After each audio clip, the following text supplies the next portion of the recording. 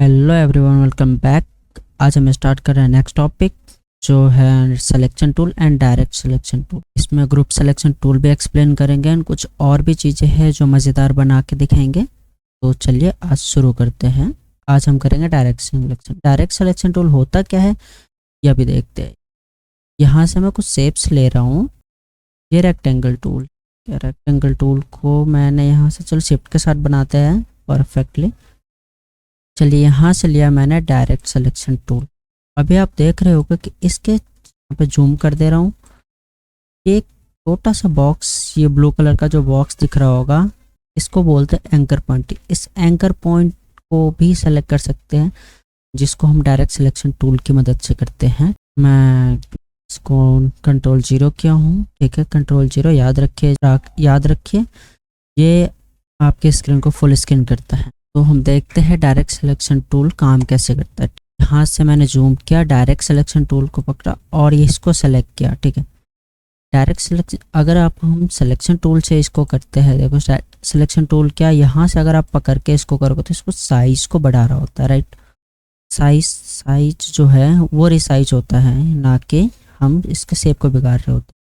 लेकिन जब आप डायरेक्ट सिलेक्शन टूल से करते हो, अगर इसके एक एंकर पॉइंट सेलेक्ट करते हो तो आप इसके एक एंकर पॉइंट को भी मूव कर सकते हो, जो कि इस प्रकार से है। इसको मैं सीन अंडू कर रहा हूँ, कंट्रोल Z। और डायरेक्ट सिलेक्शन टूल का काम आप समझ गए होंगे। डायरेक्ट सिलेक्शन टूल होता क्या है, ठीक है। डायरेक्ट एक और चीज़ एक्सप्लेन करता हूँ। जब आप सिलेक्ट करते हो किसी एक पॉइंट को, तो यहाँ पे देखते हो छोटा सा सर्कल है, सर्कल टाइप का कुछ बना हुआ आता है। कंट्रोल 0 कर रहा हूँ मैं, थोड़ा सा इसको जूम करते हैं या इसको सेलेक्ट करते हैं। देखो चारों एंकर पॉइंट पे कुछ सर्कल टाइप का बना हुआ आता है। ये होता क्या है, इसका काम होता है जो यहाँ ये जो शेप होता है, यहाँ से यहाँ तक की ये जो शेप, इसको कर्व करने का काम करेगा। अगर मैं इसको एक को सेलेक्ट करके करता हूँ, ये देखो किसी एक से इसको शेप को ये कर्व करेगा। अगर मैं चारों साइज को एक साथ सेलेक्ट करके अगर इसको मैं करता हूँ तो देखो ये कुछ इस तरीके से काम करता है, ठीक है। ये जो है, चलो मैं ऑल्ट के साथ एक कॉपी ले रहा हूँ, इसको याद होगा ऑल्ट के साथ कॉपी। ये काम हम दोनों ही टूल से कर सकते हैं, सिलेक्शन टूल से भी, अगर डायरेक्ट सिलेक्शन टूल से भी कर सकते हैं हम ये, एंड सिलेक्शन टूल से भी कर सकते हैं। अब आपके मन में सवाल होगा कि सिलेक्शन टूल और डायरेक्ट सिलेक्शन टूल में डिफरेंट है क्या। डायरेक्ट सिलेक्शन टूल भी सेलेक्ट करता है, सिलेक्शन टूल भी सेलेक्ट करता है, तो डिफरेंट क्या है भी दिखा। तो सिलेक्शन टूल से जब आप सेलेक्ट करते हो तो यहाँ पे आपको इसके पूरे साइज को बड़ा छोटा कर सकते हो। इसके शेप में कोई बदलाव नहीं आएगा। अगर आप करो, अगर इस तरीके से करते हो तो ये शेप बिगड़ेगा। अगर शिफ्ट के साथ करोगे तो ये शेप बड़ा छोटा होगा, ना कि इसके साइज बिगड़ेगा, ठीक है। यहाँ पे आता है direct selection tool. Direct selection tool किसी एक एंकर पॉइंट को भी सिलेक्ट करके, जैसे हम कई बार कुछ चीज़ें बना रहे होते हैं जिसमें हमें शेप की ज़रूरत होती है। अगर हम आने वाले क्लास में ये सारी चीज़ें भी देखेंगे, अभी हम फिलहाल यही करते हैं। हम इसको कुछ, अगर आप देखो तो बना के बड़े अच्छे से मज़ेदार चीज़ें बना सकते हो इससे कुछ बना के दे। उससे पहले मैं कुछ बनाने से पहले मैं आपको एक ग्रुप सिलेक्शन टूल भी समझा देता हूँ। तो इसको डिलीट करते हैं सिलेक्शन टूल से, इसको हम सिलेक्शन टूल से सेलेक्ट करते हैं और डिलीट करते हैं। ग्रुप सिलेक्शन टूल क्या होता है, जैसे मैंने बहुत सारे इसमें कुछ चीज़ें बना देते हैं। अब इसको हम सिलेक्शन टूल लिए, सिलेक्शन टूल से इसको सेलेक्ट किया, कंट्रोल G कर देते हैं ग्रुप। अगर आप देख रहे होंगे, हम किसी एक को सेलेक्ट करते हो तो पूरा सेलेक्ट होता है, किसी एक पे क्लिक करता हो पूरा सेलेक्ट हो रहा है, मतलब ये ग्रुप है। अब देखते ग्रुप सिलेक्शन टूल। अब हमें जैसे मान लो हम कोई प्रोजेक्ट बना रहे हैं, कोई बड़ी चीज़ें बना रहे हैं जहाँ पे हमने किसी चीज़ को ग्रुप कर दिया है। अब उस ग्रुप को चेंज करना हो, जैसे उन्होंने कहा कि उस ग्रुप के अंदर से कुछ चेंजेस करनी है, जैसे कोई शेप है जो वहाँ से हटाना हो, तो क्या करेंगे। इसके लिए हम सेलेक्ट करते हैं ग्रुप सिलेक्शन टूल। जैसे आप अगर देखोगे तो अभी हम जो सेलेक्ट कर रहे थे, इससे सेलेक्ट कर रहे थे, ठीक है। तो क्या कर रहा था, पूरा ग्रुप सेलेक्ट हो रहा था। यहाँ पे आता है group selection tool. Group selection tool किसी एक पर्टिकुलर को उठा के आप किसी भी ग्रुप के अंदर से उस चीज़ को सेलेक्ट करके आप इसको मूव कर सकते हो। जब आप किसी कोई बड़े प्रोजेक्ट पे काम कर रहे होगे तो इसकी बहुत ज़्यादा ज़रूरत पड़ती है। ये चीज़ें एक ग्रुप सिलेक्शन टूल से किसी एक पर्टिकुलर, आप भले ही कितने भी बड़े ग्रुप को बना दिया हो, ये ग्रुप सिलेक्शन टूल की मदद से आप डायरेक्टली मूव कर सकते हो। आपको बार बार अनग्रुप करने की कोई ज़रूरत नहीं पड़ेगी। अनग्रुप करने करोगे फिर ग्रुप करोगे, इससे बढ़िया यहाँ पे एक ऑप्शन दिया है ग्रुप सिलेक्शन टूल, जिससे आप किसी भी ग्रुप को मूव कर सकते हो, भले ही वो कितना बड़ा ग्रुप बनाए हो, इस ये मैटर नहीं करता है। चलिए तो फिर अब हम कुछ बना के देख लेते हैं। यहाँ से लेते हैं सिलेक्शन टूल, इसको करते हैं डिलीट। फाइनल एक है ये लिया मैंने रेक्टेंगल टूल, रेक्टेंगल टूल से ये कुछ ड्रॉ कर देते हैं। यहाँ से लेते हैं डायरेक्ट सिलेक्शन टूल, इसकी हम एक कॉपी लेते हैं, ऑल्ट के साथ कॉपी होता है याद रखिएगा। और इसको हम कुछ यहाँ रखते हैं, एक मिनट कंट्रोल 0 करते हैं, इसको यहाँ रखा, सेम इसको यहाँ रखते हैं और एक और कॉपी लेते हैं ऑल्ट के साथ, इसको ऊपर की साइड रखते हैं, ऊपर की साइड। अब देखो ऑल्ट के साथ हम कॉपी कर सकते हैं। अब इसके बेनिफिट क्या है, डायरेक्ट सिलेक्शन टूल को सेलेक्ट किया, ऊपर के 2 एंकर पॉइंट सेलेक्ट करते हैं, इसको बैंड करते हैं, कंट्रोल Z कर रहा हूँ। और आप देख रहे होंगे कि जब हम किसी पॉइंट को सेलेक्ट करके करते हैं, किसी एक पर्टिकुलर पॉइंट को, देखो इससे मैंने यहाँ से एक पर्टिकुलर पॉइंट को सेलेक्ट किया और अब मूव करूँगा तो एक पर्टिकुलर पॉइंट मूव होता है, राइट। कंट्रोल Z कर रहा हूँ, ठीक है। अगर यहाँ से आप दो को सेलेक्ट करते हो तो आप उस शेप को रिसाइज कर सकते हैं, ठीक है। यहाँ से मैंने इसको भी कुछ इस तरीके से वो कर दिया। अगर आप अभी देखो तो ये अलग अलग है, क्या है, ये अलग अलग है, अलग अलग रेक्टेंगल है। बट अगर आप ऐसे देखो तो ये क्या लग रहा है, एक बॉक्स का रूप ले लिया। ये ऐसे हम कुछ जो क्रिएटिविटी है ये डायरेक्ट सिलेक्शन टूल से कर सकते हैं। अगर आप इसको, जैसे अगर मैं इसका एक कॉपी लेता हूँ, अगर इसी को मैं सिलेक्शन टूल की मदद से करने की कोशिश करूँ तो ये पॉसिबल नहीं होगा। अगर मैं इसको सिलेक्शन टूल की मदद से इसको सेलेक्ट करूँ, पूरा ही शेप को सेलेक्ट करेगा, ना कि किसी एक पॉइंट को। अगर मैं इसको ग्रुप सिलेक्शन टूल से भी करने की कोशिश करूँ तो जी नहीं, ये पूरा का पूरा बॉक्स सेलेक्ट करेगा। लेकिन डायरेक्ट सिलेक्शन टूल क्या करता है, डायरेक्टली किसी एंकर पॉइंट को सिलेक्ट करता है, जिससे हम 2 एंकर को सिलेक्ट करके हम इसको कुछ इस तरीके से शेप में चेंज कर सकते हैं। अगर आप अभी देखो तो ये कुछ 3 रेक्टेंगल थे जो कि एक बॉक्स में कन्वर्ट हो गए, राइट। इसको मैं डिलीट कर रहा हूँ, ठीक है। इन तीनों को किया कंट्रोल जी से क्या होता है, कंट्रोल जी से ग्रुप होता है, बताया था आपको पिछले क्लास में भी। यहाँ से लेते हैं सिलेक्शन टूल से हम इसको कॉपी करते हैं, ये ग्रुप नहीं हुआ शायद, कंट्रोल जी, इसको सेलेक्ट करते हैं, ऑल्ट के साथ इसको हम इधर कॉपी लेते हैं, ठीक है।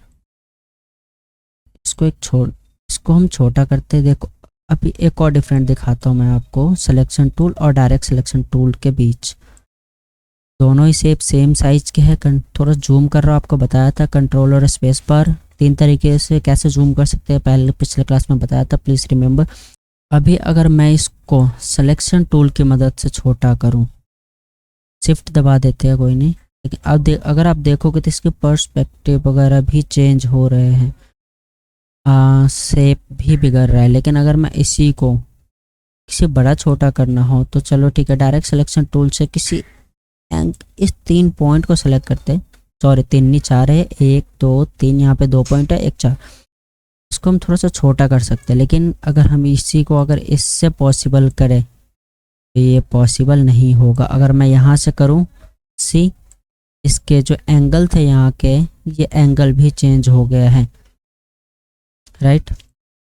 अगर मैं ऐसे करूँ, देखो पिछले वाले का एंगल भी चेंज हो गया, इसके पर्सपेक्टिव तीनों ही अलग अलग है, बट इसमें कुछ चेंज नहीं होता। डायरेक्ट सिलेक्शन टूल सेलेक्ट करते हैं, ठीक है, तीनों को सिलेक्ट किया।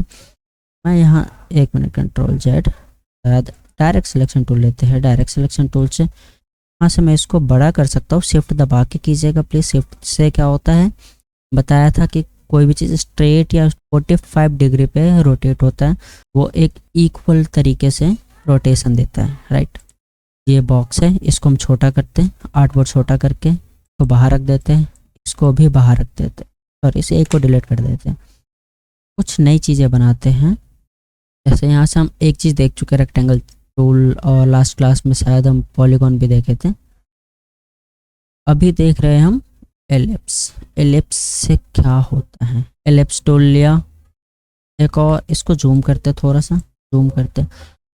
अब एक चीज़ दिखाता हूँ, डायरेक्ट सिलेक्शन टूल से जब हम इसको सेलेक्ट करते हैं तो यहाँ पे कोई पाथ नहीं दे रहा होता कि जिससे हम इसको इसके शेप को चेंज कर सकें। लेकिन वहीं पर अगर मैं डायरेक्ट सिलेक्शन टूल से सेलेक्ट करूँ,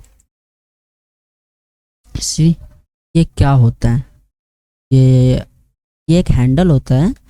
इस हैंडल का काम होता है शेप को रिसाइज कर सकते हो आप अपने तरीके से। अगर मैं इसको कुछ इस तरीके से कर दूं और मैं इसको थोड़ा पीछे कर दूं,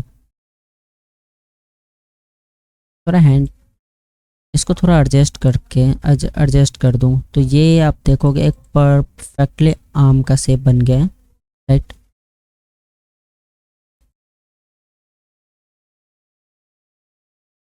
आर्म कुछ ऐसा नहीं होता है, मुझे पता है, बट आप इस तरीके से एक परफेक्टली शेप बना सकते हो, राइट। यहाँ से हम एक सर्कल ले लेते हैं, छोटा सा सर्कल, यहाँ पे जूम करते हैं। आपको बताया था इलस्ट्रेटर बहुत ही ज़्यादा जूम देता है, आप उसका यूज़ कर सकते हो, ठीक है। इसके मैं फिल को, स्टॉक को नन कर रहा हूँ, फिल ऑन कर रहा हूँ। फिल आपको पता होगा, जो इसके बीच के इसके अंदर जो कलर फिल करेगा उसे फिल कहते हैं, ठीक है। फिल कलर फिल किया, कंट्रोल 0 किया। अगर मैं एक आर्क आता है, हाँ ये टूल हम बाद में समझेंगे, फिलहाल अभी आप ये देख लीजिए। एक आर्क आता है, इससे मैं इस तरीके की चीज़ें बना के इसको मैं स्टॉक दे सकता हूँ सी। अगर अब आप देखें तो ये एक आर्म बन गया। इसको हम कंट्रोल G करके साइड में रख देते हैं फिलहाल।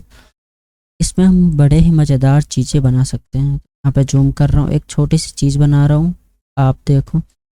अच्छा लगे तो प्लीज़ लाइक करके जाइएगा, चैनल को सब्सक्राइब जरूर कीजिएगा। एलिप्स बनाया, यहाँ से ऑल्ट के साथ बना रहा हूँ ताकि इसके जो ऊपर नीचे जब करो, इसके साइड शिफ्ट जब प्रेस करोगे तो ये इक्वली बनेगा। अगर ऑल्ट बनाओगे तो किसी दो साइड को इक्वल करेगा। अगर इधर एक इस साइड मूव करोगे तो दोनों साइड, दो साइड को इक्वली मूव करेगा। से अगर इस साइड में करता हूँ तो लेफ्ट एंड राइट बड़ा हो रहा है, अगर मैं नीचे करता हूँ तो टॉप एंड बॉटम बड़ा हो रहा है, राइट। ये मैंगो था। हम यहाँ पे कुछ और एक और चीज़ बनाते हैं। यहाँ से हमने बनाया ये एक सर्कल बनाया, सर्कल से हम कुछ चीज़ें बनाते हैं। आप बीच का ये दो है, इसको सेलेक्ट करके थोड़ा सा ऊपर के साइड कर, थोड़ा सा नीचे की साइड करते हैं। ये क्या है? ये एक एग का शेप है, जो एग बनाने का काम, एग हो गया एक परफेक्टली, जो आप कह सकते हो। इसको भी साइड में रख रहे हैं हम। एक एग बनाया। यहाँ पे कुछ चीज़ें बना सकते हैं, जैसे हम यहाँ से बनाते हैं एक एलिप्स। ये कुछ एलिप्स बनाया, इसको हम ग्रेप्स में कन्वर्ट करते हैं, राइट। एक एलिप्स लिया, यहाँ जूम किया, यहाँ कर देते हैं ये, और इसको थोड़ा ऊपर रखते हैं। ग्रेप्स का ये जो होता है ये इस प्रकार से होता है, राइट। इसमें आर्क नहीं लेते, एक लाइन टूल लेते हैं, जो यहाँ से लाइन कर देते हैं, यहाँ तक तेरा कर देते हैं, ठीक है। इसको करते हैं कंट्रोल G ग्रुप। अब देखो, अब मेरे को इस बीच वाले को सेलेक्ट करना पड़ा। अब मैं इसको ऐसे नहीं कर सकता हूँ, तो ऐसे जगह पे हम ग्रुप सिलेक्शन टूल का काम कर सकते हैं। ग्रुप सिलेक्शन लिया, इसके अंदर ब्लैक फिल करना था हमें, राइट। अब देखो, ये एक सिंगल ग्रेप्स का शेप है, इसको मैं कॉपी कर रहा हूँ, ठीक है। इसको थोड़ा आर्टबोर्ड छोटा करते हैं। हैंड टूल है, हैंड टूल से मूव करते हैं इसको, चलो जूम किया, इसको एक परफेक्टली मैच करते हैं। देखो ये हो गया। दूसरा, इन दोनों को किया कंट्रोल G, इसको हम इस साइड कॉपी करते हैं, इसको इस तरीके से। मैं जूम करके इसको अलाइनमेंट से बिल्कुल अच्छे से जोड़ रहा हूँ, कंट्रोल 0। पर अब देखो, मैं इस सबको अनग्रुप कर रहा, राइट क्लिक करता हूँ, यहाँ से अनग्रुप, ठीक है। राइट क्लिक, अनग्रुप, अनग्रुप कर दिया। राइट क्लिक अगर आप देखो तो भी एक है, ठीक है। अब दिखा दो, ये देखो जैसे ये शेप है, ये पीछे चला गया है, और सा रोटेट कर देता हूँ ताकि थोड़ा अच्छा बने। ये क्या, दो को सिलेक्ट करते हैं, इसको यहाँ पे। अभी ये जो शेप है इसको मुझे ऊपर लाना है, देखोगे तो ये इसके भी नीचे है और इसके भी नीचे चला गया। तो सिलेक्ट करो, ये नया चीज़ है प्लीज़ याद रखिए। इस यहाँ पे एक राइट क्लिक करोगे, राइट क्लिक यहाँ से आता है अरेंज। इस ये जो शेप बना है आगे पीछे हुआ, इसको अरेंज कर सकते हैं। सिंगल शेप को सिलेक्ट किया, राइट क्लिक किया, अरेंज पे गए। अब यहाँ पे चार चीज़ें हैं, bring to front, bring forward, bring backward, send to back. इसमें डिफरेंट क्या होता है चारों में? Bring to front, bring to front जो फर्स्ट ऑप्शन है, ब्रिंग टू फ्रंट में होता है कि आप किसी भी चीज़ को सबसे नीचे जो डायरेक्टली नीचे होगा उसको आप डायरेक्टली सबसे ऊपर लेके आओगे, तो ये होता है ब्रिंग टू फ्रंट। मैं दिखा दूँ तो अगर कंट्रोल जी करो, अब देखो ये सबसे ऊपर आ गया है, सी ये सबसे ऊपर है। कंट्रोल जेड कर रहा हूँ, ठीक है। सेलेक्ट किया, राइट क्लिक, अरेंज, यहाँ पे करते हैं ब्रिंग फॉरवर्ड। ब्रिंग फॉरवर्ड में क्या होगा, आपका जो जो ये वाला शेप है, ये वाला, राइट, इस वाले शेप के ऊपर आ जाएगा ये। दिखाओ ब्रिंग टू फ्रंट, सी ये क्या हुआ, इस वाले शेप के, ये जो शेप था इसके ऊपर आ गया, राइट। Control Z. अगर जैसे ये है, इसको मुझे एक स्टेप नीचे भेजना हो, अरेंज, सेंड टू बैकवर्ड, सी ये इसके नीचे चला गया, राइट। Control Z. तो मैं इसको एक स्टेप, सेंड टू बैक में क्या होता है भाई, ये सेलेक्ट किया, right click, arrange, send to back. अब ये सबसे नीचे है, कंट्रोल जेड अंडू करने के लिए मैं इसको एक स्टेप ऊपर ला रहा हूँ, अरेंज, ब्रिंग फॉरवर्ड। इसको क्या, कंट्रोल जी, ग्रुप, ग्रुप को थोड़ा सा रोटेट करते ताकि एक, इसको ऑल्ट के साथ कॉपी किया, वही same, arrange, send to back. ये हो गया इसके बैक। इसको थोड़ा सा छोटा करते हैं, ऑल्ट शिफ्ट के साथ कीजिएगा प्लीज, बताया था, ठीक है। इसका सेम एक और कॉपी लिया, यहाँ पे लेते हैं, राइट क्लिक करते हैं, अरेंज और सेंड टू बैक। इसको थोड़ा सा रोटेट करके यहाँ पे इधर रखते हैं, इसको थोड़ा छोटा भी कर देते हैं। एक और कॉपी लिया, यहाँ रखा, right click, arrange, send to back, और इसको भी थोड़ा सा छोटा करते हैं।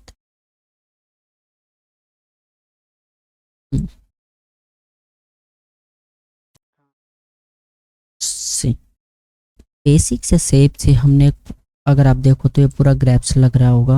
अब मैं यहाँ पे एक और चीज़ का यूज़ करता हूँ, ठीक है, वो है ब्रश। ब्रश के लिए ये रहा ब्रश टूल, ठीक है।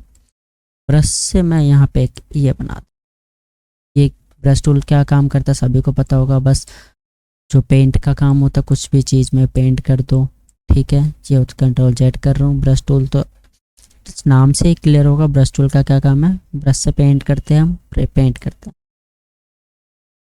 इससे।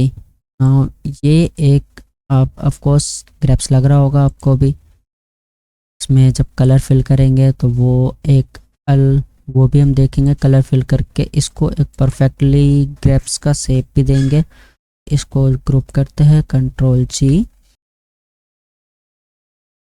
आज के लिए बस इतना ही, बाकी आप प्लीज़ प्रैक्टिस करते रहिए। क्लास को यहीं ख़त्म करता हूँ। नेक्स्ट क्लास में हम देखेंगे मैजिक टूल एंड ये पेन टूल। पेन टूल के जो जितने ये चार टूल्स हैं, इसको भी लेके क्लियर करेंगे। नेक्स्ट टूल में हम क्या पढ़ने वाले हैं, नेक्स्ट टूल में हम देखेंगे magic wand tool. Magic wand tool के किस तरीके से यूज़ करते हैं, and pen tool. Pen tool के अंदर चार टूल्स अलग आते हैं। पेन टूल होता है, ऐड एंकर टूल होता है, delete tool, delete anchor point और एंकर पॉइंट टूल। ये चार जो टूल होते हैं ना, बहुत ही इंपॉर्टेंट है।